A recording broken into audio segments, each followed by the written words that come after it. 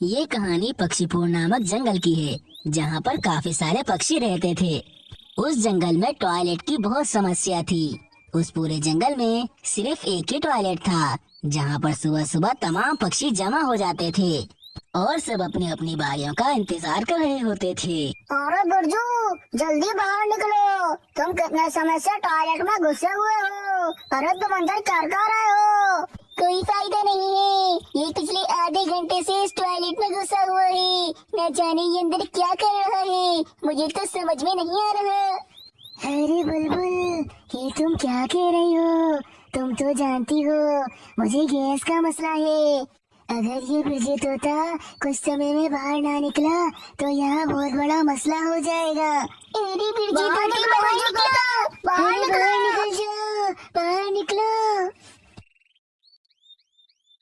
बिरजू तोता सुकून से टॉयलेट के अंदर बैठा हुआ होता है। अरे पक्षियों, चिल्लाते रहो, परंतु मैं आधे घंटे से पहले इस टॉयलेट से बाहर आने वाला नहीं हूँ। यहाँ तो बड़ा आनंद आ रहा है। इतने समय बाद तो खुल के जिंदगी जीने का मौका मिलता है और ये पागल पक्षी आ जाते हैं रंग में भंग डालने। फिर वो बिरजू तोता टॉयलेट में लगा पानी का नलका खोलता है, परंतु उस नलके में पानी नहीं आ रहा होता है। बिरजू तोता ये देखकर चिंतित हो जाता है और वे कहता है, अरे मर गए, इस नल में तो पानी ही नहीं आ रहा। अच्छा हुआ मैंने कोई लंबा चौड़ा काम नहीं किया था, वरना तो मैं बुरा फंस जाता। परंतु मेरे समझ में नहीं आ रहा है कि ये पानी इस नल में क्यों नहीं आ रहा। फिर वो बिरजू तोता टॉयलेट से बाहर आ जाता है, जहाँ पर वे तमाम पक्षी उसका इंतजार कर रहे होते हैं। अरे बिरजू, तुम इतनी देर से टॉयलेट में क्या कर रहे थे? हम लोग कब से तुम्हारा इंतजार कर रहे हैं और तुम बाहर ही नहीं निकल रहे। अरे हाँ बिरजू तोते, तुम्हें पता नहीं है क्या, मुझे गैस की समस्या है। अरे हाँ बिरजू, यह भी कोई बात हुई? तुम तो टॉयलेट में जाकर बैठ ही गए। अरे पक्षियों चुप करो और तुम लोग मेरी चुपचाप बात सुनो। मैं टॉयलेट में बैठा हुआ था, परंतु जैसे ही मैंने नल खोला उसमें तो पानी ही नहीं आया। अरे क्या मतलब, हमारे टॉयलेट में पानी ही नहीं आ रहा है? हाँ बुलबुल बहन, टॉयलेट में पानी नहीं आ रहा है। अरे मर गया, अब मेरा क्या होगा? मैं अब कहाँ जाऊँ? और कुछ नहीं कबूतर, अब थोड़ी देर कंट्रोल करो। अरे पक्षियों, मुझे तो लगता है हमारी पानी की लाइन में कोई चीज फंस गई है। हमें वहाँ पर जाकर देखना चाहिए कि क्या समस्या है। अरे हाँ हाँ बिरजू, तुम ठीक कह रही हो। हमें अभी जाना चाहिए और जाकर देखना चाहिए ताकि पानी तो आ जाए। ठीक है बिरजू तोते, तुम ठीक कह रहे हो। चलो हम फटाफट से पानी की लाइन में जाते हैं और वहाँ पर जाकर देखते हैं।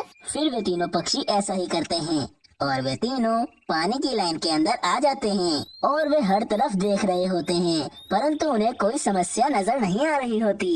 और बिरजू तोते, यहाँ पर तो सब कुछ ठीक ठाक लग रहा है। तुम तो कह रहे थे कोई चीज पानी की जगह पर फंस गई होगी, तभी पानी नहीं आ रहा। अरे हाँ कालू, मुझे तो ऐसा ही लग रहा था, परंतु यहाँ तो सब कुछ ठीक ही है। तेरी हमारी फूटी किस्मत, न जाने पानी क्यों नहीं आ रहा है। अब मैं अपने छोटे से टीने को कैसे नहलाऊंगी? वैसे ही वे नहाता ही नहीं है।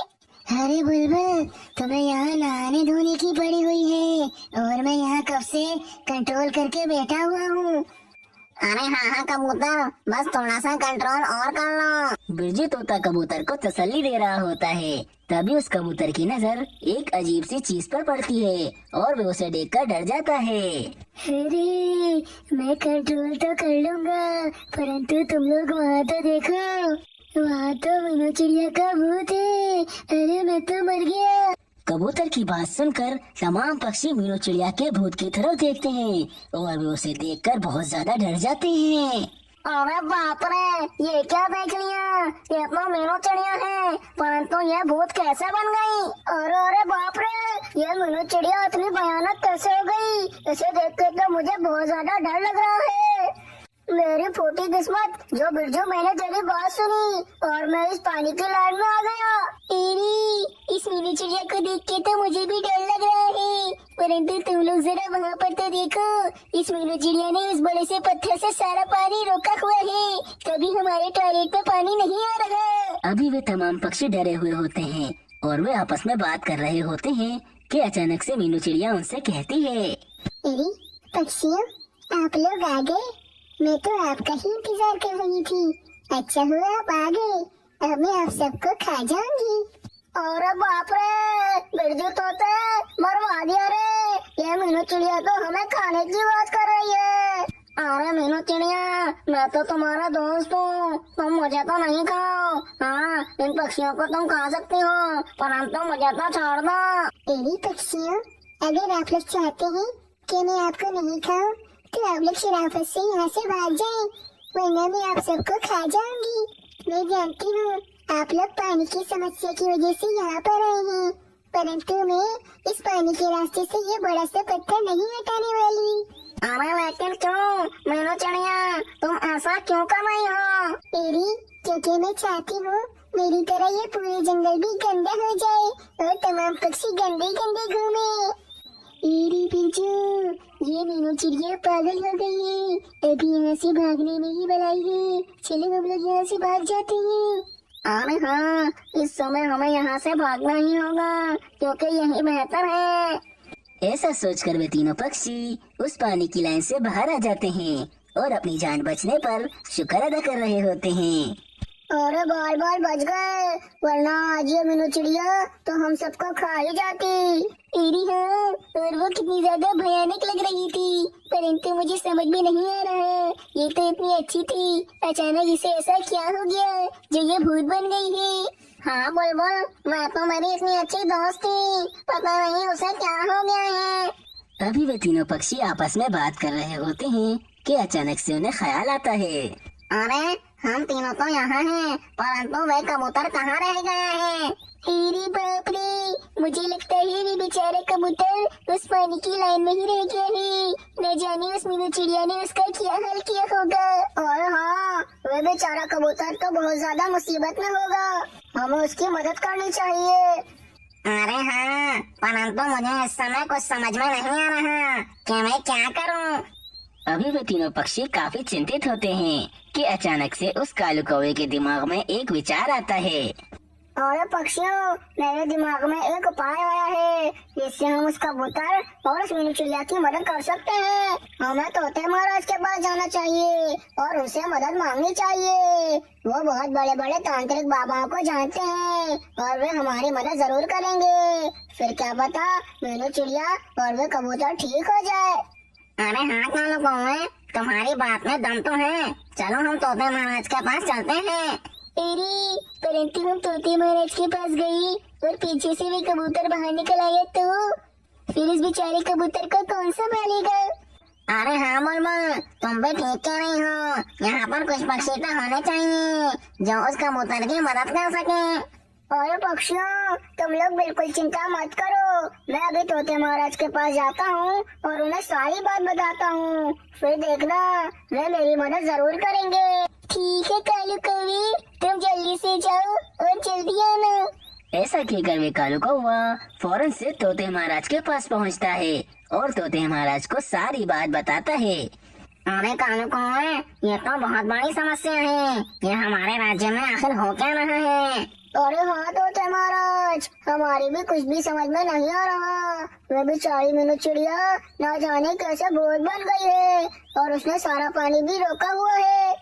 अरे कालू कौवे, तुम बिल्कुल चिंता मत करो, मैं बहुत बड़े बड़े तांत्रिक बाबाओं को जानता हूँ, मैं तुम्हें उनका पता दे दूंगा, तुम उनके पास जाकर कहना, फिर वे मीनू चिड़िया को ठीक कर देंगे। अरे तोते महाराज, क्या आप वाकई में इतने बड़े तांत्रिक बाबा को जानते हैं जो कि मीनू चिड़िया का भूत भगा सके?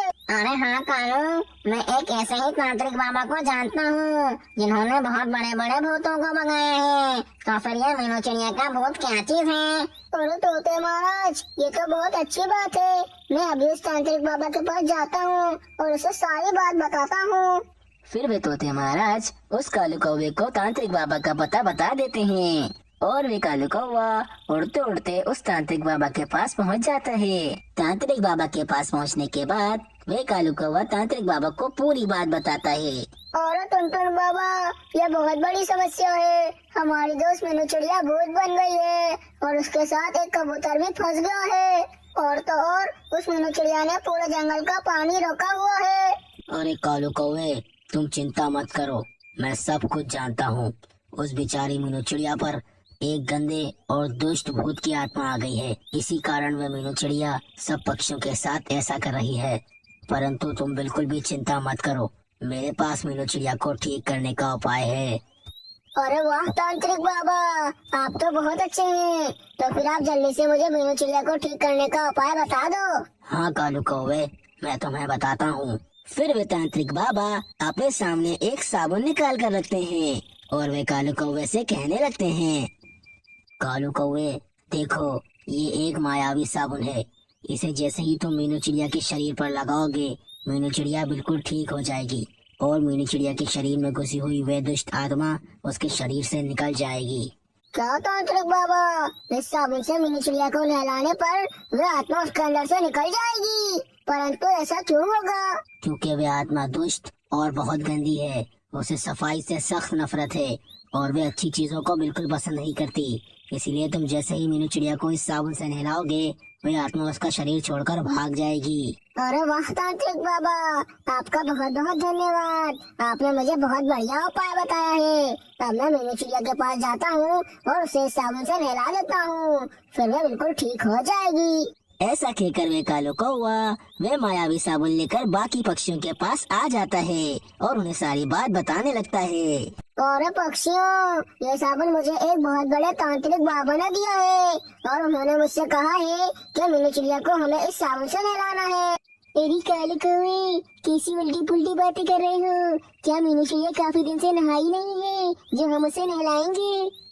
अरे हाँ कौवे, तुम ये क्या कह रहे हो? मुझे तो कुछ समझ में नहीं आ रहा है। और पक्षियों, ये साबुन मायावी है और इससे जैसे ही हम मीनू चिड़िया को नहलाएंगे, उसके शरीर की दुष्ट आत्मा उसमें से निकल जाएगी और फिर मीनू चिड़िया बिल्कुल ठीक हो जाएगी। तेरी क्या कालू कौवे, ऐसी बात है? तो फिर हम जल्दी से चलते हैं और मीनू चिड़िया को इस साबुन से नहला देते हैं। अरे हाँ कालू, हमें बिल्कुल देर नहीं करनी चाहिए। वह बेचारा कबूतर हमारी राहत तक रहा होगा।